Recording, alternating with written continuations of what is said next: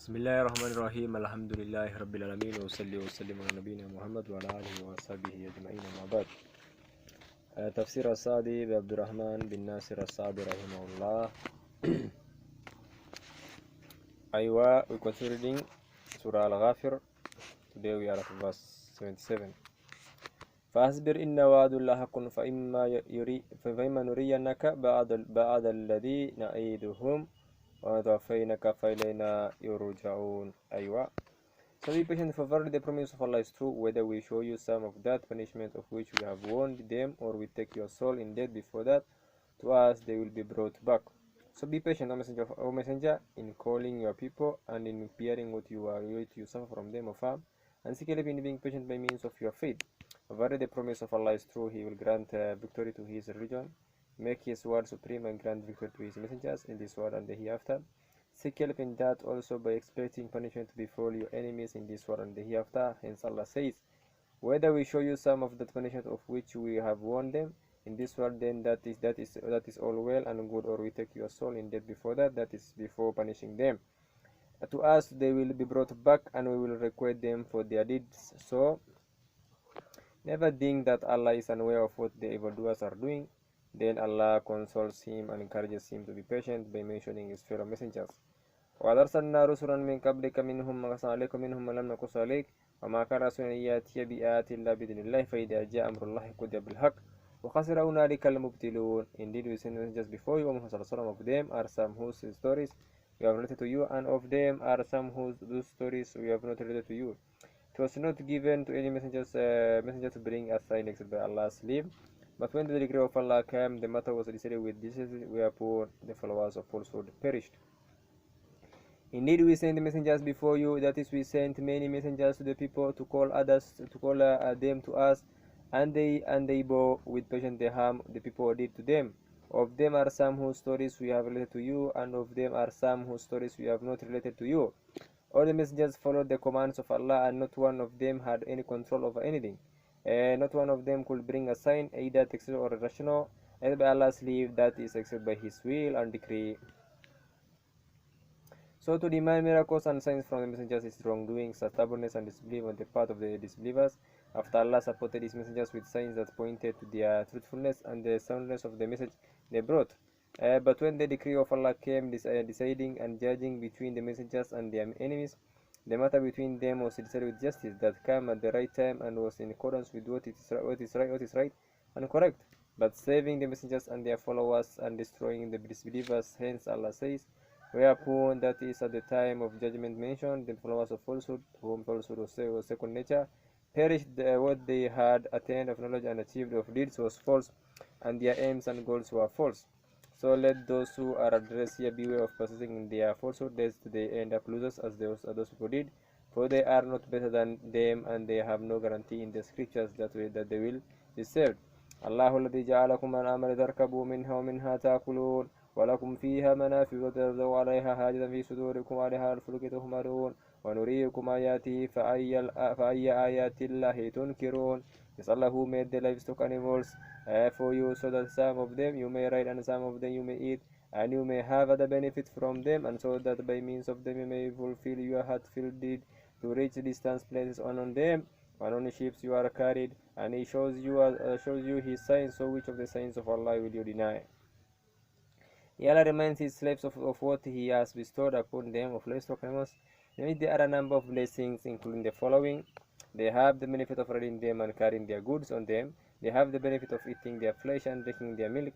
They have the benefit of keeping warm and making various items and furnishings from their wool and hair. And there are many other benefits in them.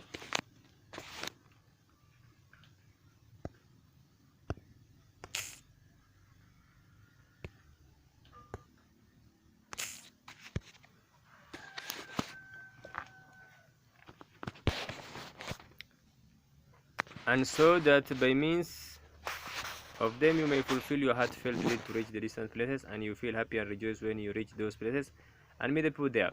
And on them and on ships you are carried, that is, you are carried on mounts, on land, and on ships on the sea. Allah has made them to be of service to you, so that they may carry you. And He shows you His signs that are indicative of His oneness, and his names and attributes is one of the greatest of his blessing, and he showed his slaves his signs in themselves and in the universe and his clear blessings, and he listed those blessings for them so that they may acknowledge him, give thanks to him, and remember him. So which of the signs of Allah will you deny? That is which of his sign do you not acknowledge? For it is established in your mind that all signs and blessings are from him, so there is no reason to deny them or to turn away from them. Rather, this indicates for people of mature thinking that they should strive hard and do their utmost to obey him, serve him, and focus completely on him.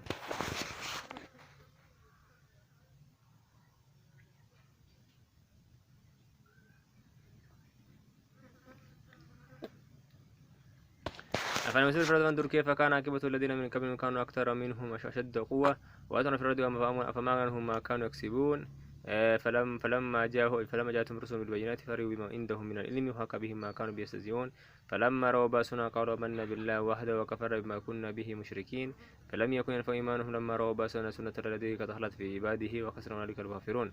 Have they not revered in the land and seen what was the fate of those who came before them? They were more numerous than them and more powerful, and they made a more impressive mark on the land. What they had acquired of wealth and physical strength was of no avail to them. Then when their messengers came to them with clear signs, they exulted in what they had of worldly knowledge, and the very thing punishment they used to ridicule overwhelmed them.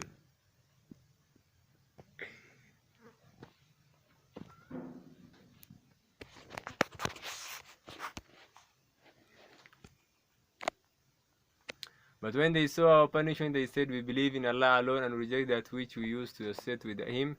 But their believing after they had seen our punishment could not benefit them at all.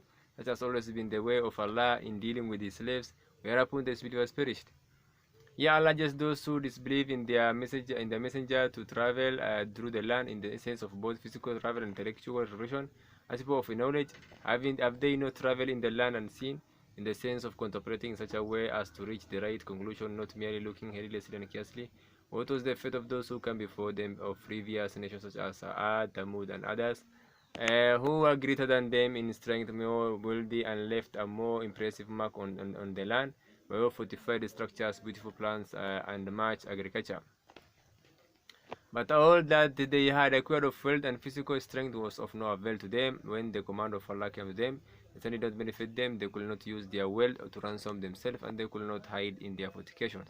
Then Allah mentions their major sin. Then when their messengers came to them with clear signs, just the divinely revealed books, Greek miracles, and clear and beneficial knowledge that showed the way to guidance in truth, instead of misguidance and falsehood. It is in what they had of worldly knowledge that was contrary to the religion of the messengers. It is well known that their exulting in it indicated that they were very pleased with it and adhered closely to it, and that they were opposed to the truth brought by the messengers, for they regarded their falsehood as truth. This is general in application and includes all kinds of knowledge that are used to oppose the message brought by the messengers.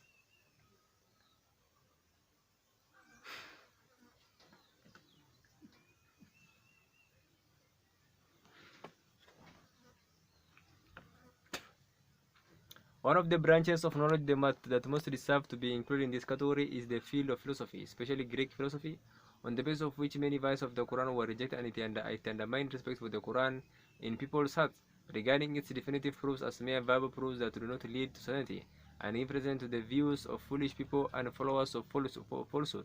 Of the proofs of the Quran, this is one of the works kinds of reciting the meanings of Allah's revelations, and opposing them and contradicting them, and it is Allah whose help we seek. And the very thing punishment they used to ridicule overwhelmed them, that is before them, but when they saw our punishment they affirmed the truth at a time when doing so will not benefit them.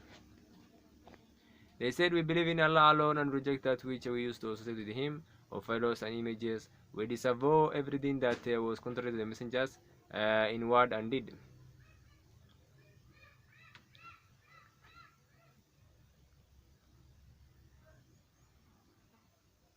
But their believing after they had seen our punishment could not benefit them at all in the situation. Such has always been the way of Allah in dealing with His slaves. I know that when the punishment of Allah befalls the disbelievers, if they didn't believe, their faith will not count and will not save them from the punishment. That is because it is faith that results from compulsion, because they are forced to believe, And this faith that is based on seeing the punishment. The only faith that is of benefit and will save a person is voluntary faith and belief in the unseen, which comes before the signs of imminent punishment appear. Whereupon that is at the time of doom and being made to test the punishment, the disbelievers perished and lost out on their religious and worldly interest, and the hereafter is not the matter of loss only in this realm. They will inevitably lose out in the hereafter, which will lead to misery and severe punishment in which they will abide forever. This is the end of the commentary of Surah Ghafir. All praise and thanks are for Allah, and may the blessings and peace of Allah be upon Prophet Sallallahu Alaihi Wasallam, his family, and his companions until the day of judgment.